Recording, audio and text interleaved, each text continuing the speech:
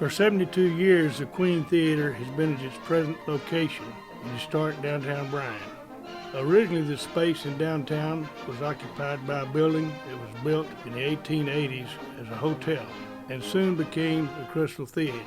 During the early 1900s, Mr. W.R. Fairman purchased the Crystal Theater and renamed it the Queen. After a destructive fire in 1914, Fairman remodeled the building with improved lighting, electric fans, and a fireproof operator's booth. The reopened theater played host to a variety of entertainment, including movies and Buffalo Bill's Wild West show. Soon times were changing, and so was entertainment. Talkies turned into picture shows. It was the dawn of the movie star and the great studio cinema era. In the mid-30s, the Schulmans, owners of the Dixie and the Palace Theaters, raised the old Queen Theater building to build a fabulous Art Deco theater to give its patrons the best entertainment experience possible. Seating capacity of the new theater was 550. It was air-conditioned and known as one of the finest theaters in the Southwest. The exterior of the Queen was brilliantly lit, with a revolving crown topping the tower of the building, while the facade was streamlined to provide a good reflection of lighting to accentuate the name Queen in large neon lights. On the day of the Queen's gala opening, on November 21st, 1939, our country was engaged in World War II.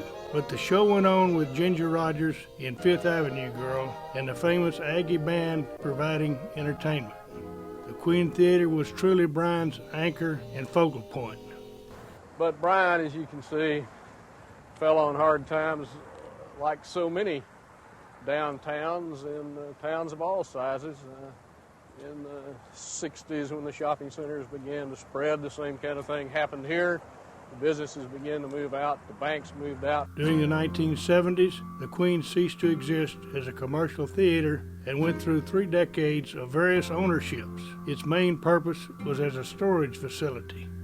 In June 2010, the Downtown Bryan Association purchased the property and founded the Save the Queen campaign. $75,000 was raised for the down payment in 6 weeks. There has been an overwhelming outpouring of community support to restore the iconic building to her former glory.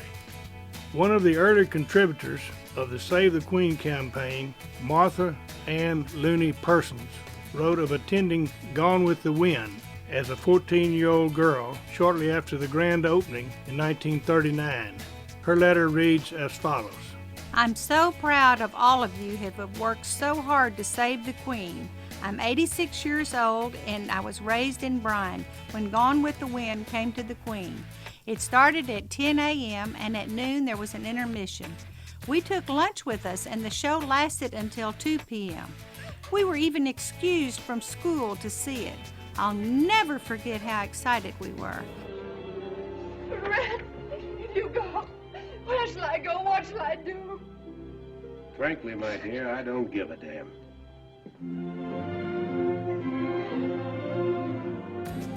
Since the Queen was purchased, a large leak in the roof has been repaired. The crown has been restored and the ceramic marquee has been removed for refurbishment. 4 Bryan architects and their firms are donating their time and skills to the facade and interior remodel of the project.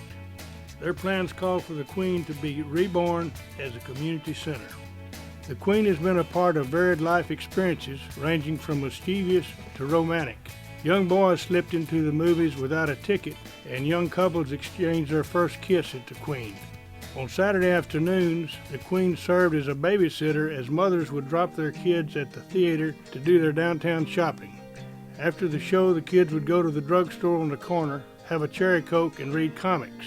As anyone can tell, the Queen has been an integral part of Bryan's history, a part of many people's lives, and still stands as a beacon, welcoming all to downtown Bryan. Long live the Queen. This old porch is just a long time of waiting and forgetting and remembering the coming back and not crying about the leaving and remembering the falling down and the laughter of the curse of luck from all those sons of bitches who said we'd never get back up.